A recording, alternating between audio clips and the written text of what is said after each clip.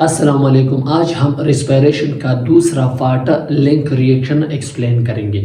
इससे पहले लेक्चर में हमने रिस्पिरेशन का introduction, type of respiration, aerobic respiration और एनएरोबिक रिस्पिरेशन का जस्ट इंट्रोडक्शन एक्सप्लेन किया और इसके साथ साथ हमने ग्लाइकोलाइसिस को पूरी डिटेल के साथ एक्सप्लेन किया और ग्लाइकोलाइसिस के एंड में 2 पायरुविक एसिड प्रोड्यूस हुआ है।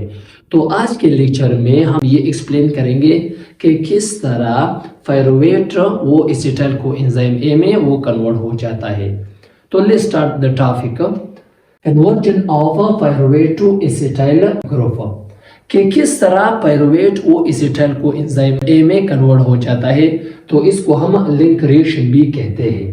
Pyruvic acid are produce in cytosol.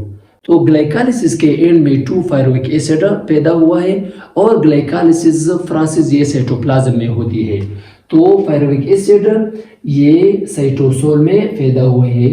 Cytoplasm को हम साइटोसोल भी कहते हैं। Pyruvic acid enter the mitochondria with the help of transport protein called pyruvate translocase protein. जब पायरुविक एसिड साइटोप्लाज्म से माइटोकॉन्ड्रिया में एंटर हो जाता है तो ये एक खास प्रोटीन की मदद से एंटर हो जाता है। तो उस खास ट्रांसपोर्ट प्रोटीन को हम क्या कहते हैं? पायरुवेट ट्रांसलोकेस प्रोटीन कहते हैं। और ये एक एक्टिव ट्रांसपोर्ट प्रोसेस है।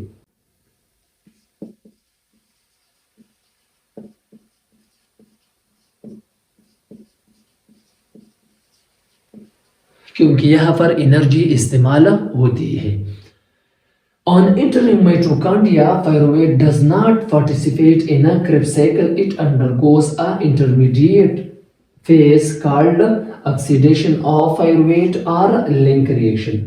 जब पायरुविक एसिड माइटोकॉन्ड्रिया में एंटर हो जाता है तो ये डायरेक्टली क्रेब्स साइकिल में हिस्सा नहीं लेता।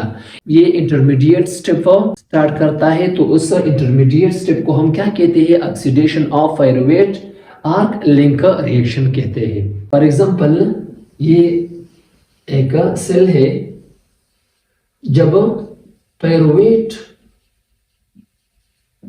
ग्लाइकोलाइसिस में जब पैदा हो जाता है तो ये फिर माइटोकॉन्ड्रिया में एंटर हो जाता है।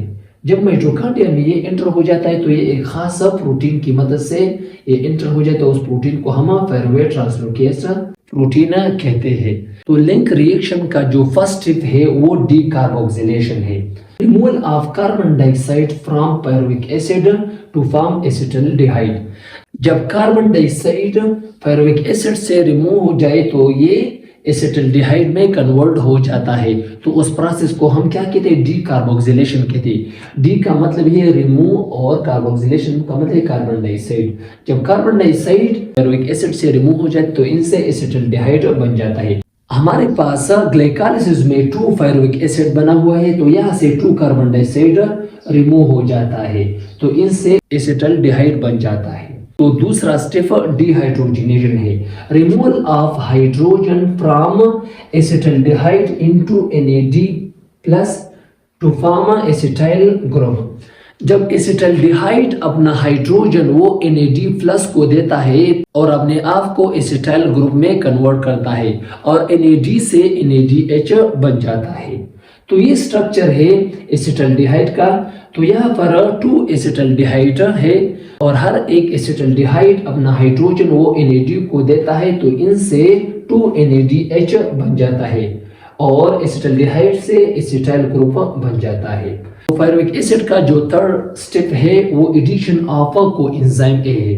Coenzyme A is added to acetyl group to form acetyl coenzyme A. जब कोएंजाइम ए एसिटाइल ग्रुप में ऐड हो जाता है तो इनसे एसिटाइल कोएंजाइम ए बन जाता है। तो ये स्ट्रक्चर है एसिटाइल ग्रुप का। जब इनमें कोएंजाइम ए ऐड हो जाता है तो इससे एसिटाइल कोएंजाइम ए बन जाता है। कोएंजाइम एक्चुअली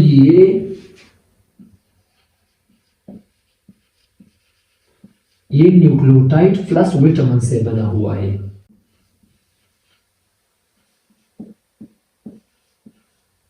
प्लस विटामिन से ये बना हुआ है। ये हमने सेकंड चैप्टर में पूरी डिटेल के साथ एक्सप्लेन किया है।